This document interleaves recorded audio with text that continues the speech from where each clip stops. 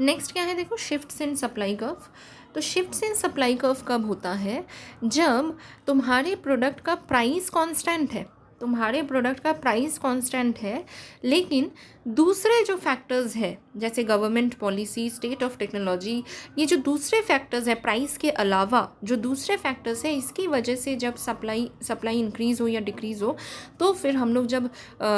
उसको प्लॉटिंग करेंगे, ग्राफिकली जब प्रेजेंट करेंगे, उसको हम लोग शिफ्ट इन सप्लाई कर्व बोलते हैं।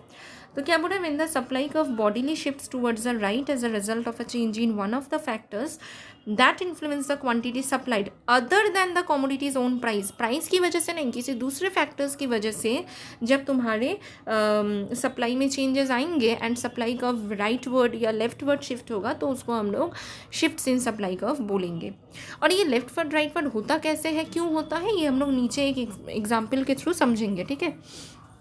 तो क्या बोल रहा है, when these factors cause the supply curve to shift to the left, we call it decrease in supply। अब शिफ्ट क्यों होता है ये मैं दिखा रही हूँ। देखो मैंने जैसे बोला कि प्राइस कांस्टेंट होता है, तो प्राइस सपोज 10 रुपये है, ठीक है, प्राइस सपोज 10 रुपये है। मैं तुमको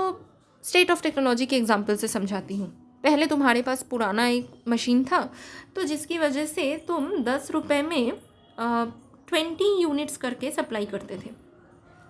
ठीक है, 10 रुपये में तुम 20 यूनिट्स करके सप्लाई करते थे। प्राइस अब भी तुम्हारे प्रोडक्ट का 10 रुपये ही है, लेकिन टेक्नोलॉजी तुम्हारे पास एक नया आ गया, मॉडर्न टेक्नोलॉजी वाला मशीन आ गया, जिसकी वजह से प्रोडक्शन तुम्हारा ज़्यादा होता है और जिसकी मदद से तुम्हारा सप्लाई जो है वो बढ़ के सपोज 40 यूनिट्स हो गया। तो इसको प्लॉटिंग कैसे करेंगे, सीधा ऐसे खींचेंगे,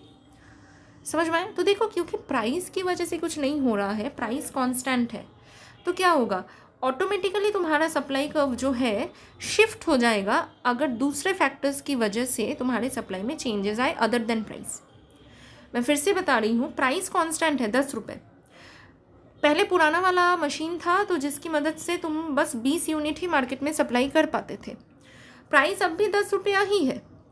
ठीक है, लेकिन क्योंकि तुम्हारे पास एक नया टेक्नोलॉजी वाला मशीन आ गया, तो तुम्हारा प्रोडक्शन ज़्यादा हो गया, तो अब तुम मार्केट में उसी प्राइस में 40 यूनिट सप्लाई कर रहे हो।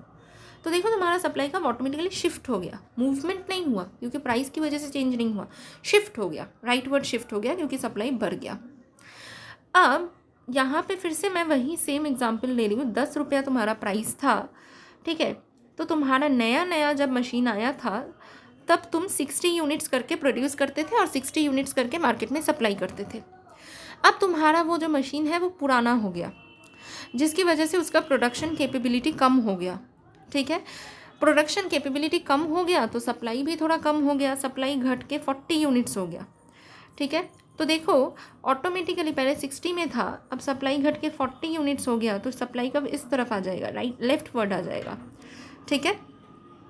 तो क्योंकि प्राइस की वजह से सप्लाई में कोई चेंजेस नहीं हो रहा है, अदर फैक्टर्स की वजह से हो रहा है, इसीलिए सप्लाई कर्व या तो राइट वर्ड शिफ्ट होगा या तो लेफ्ट वर्ड, बढ़ेगा तो राइट वर्ड और घटेगा तो लेफ्ट वर्ड।